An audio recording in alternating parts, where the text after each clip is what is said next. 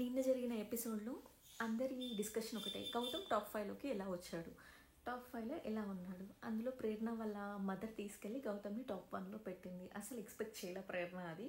And ప్రేరణకి యష్మికి మధ్య ఈ discussion జరుగుతుంది. అండ్ ప్రేరణకి నబీల్కి మధ్య కూడా డిస్కషన్ జరుగుతుంది. అప్పుడు ప్రేరణ ఏమంటుంది అని అంటే, నేను యష్మి విష్ణుప్రియ బాటంలో ఉంటారు అని అనుకున్నాను, బట్ తను ఎక్కడ నేమ్స్ మెన్షన్ చేయలేదు.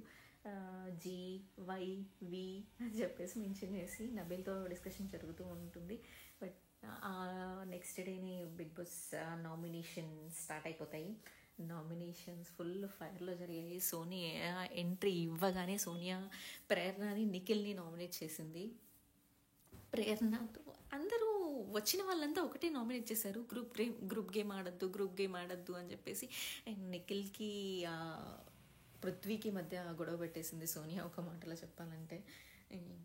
యష్మికి నిఖిల్కి పృథ్వీకి బాగా గొడవలు పెట్టేసింది. అండ్ తనకెందుకు సోనియాకెందుకు వాళ్ళిద్దరి మధ్య ఏం డిస్కషన్ జరుగుతుందా, అండ్ వాళ్ళ మదర్ మాట్లాడిన మాటలు అందరి ముందు హౌస్ ముందు బయట పెట్టాల్సిన అవసరం ఏముంది సోనియాకి.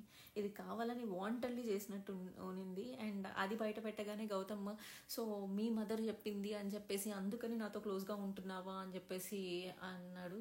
సో నిఖిల్ చాలా లో అయిపోయాడు, చాలా డౌన్ అయిపోయాడు, ఎవరికి ఎలా ఎక్స్ప్లెనేషన్ ఇవ్వాలి. And Nikhil one point of టైంలో చెప్పాడు, నాకు ఇవన్నీ వద్దు అని చెప్పేసి యష్మితో క్లియర్గా చెప్పాడు. బట్ అది ఆ పాయింట్ ఎవరు తీసుకురాలేదు. అండ్ ఎమోషన్స్తో ఆడుకున్నావు, యష్మి ఎమోషన్స్తో ఆడుకున్నావు అని చెప్పేసి అని అందరూ అన్నారు. అండ్ ప్రేరణ అప్పుడు యష్మికి చెప్పింది, తను కావాలని రెచ్చగొడుతుంది, డౌన్ ప్లీజ్ బీ డౌన్ అని చెప్పేసి. బేబక్క పృథ్వీని మళ్ళీ నిఖిల్ని నామినేట్ చేస్తుంది. పృథ్వీని నామినేట్ చేసినప్పుడు నువ్వు అలాంటి నిఖిల్ లాంటి వీరుడితో పోరాడాలి అని చెప్పేసి అంటుంది. నిఖిల్ అప్పుడు పృథ్వీ చాలా వెట్టకారంగా, వీరుడా నేను నీతో పోరాడలేదా అని చెప్పేసి అంటాడు. అది చాలా వెట్టకారంగా కన్నింగా అని అనిపించింది. మళ్ళీ నిఖిల్ని నామినేట్ చేస్తుంది. అండ్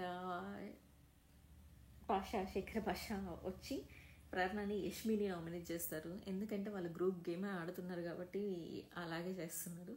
సో ఈరోజు మణికంఠ వస్తాడు, మణికంఠ వీళ్ళందరూ ఎక్స్ కంటెస్టెంట్స్ అందరూ వస్తారు. ఈరోజు ఎవరెవరు నామినేట్ అవుతారో చూడాలి.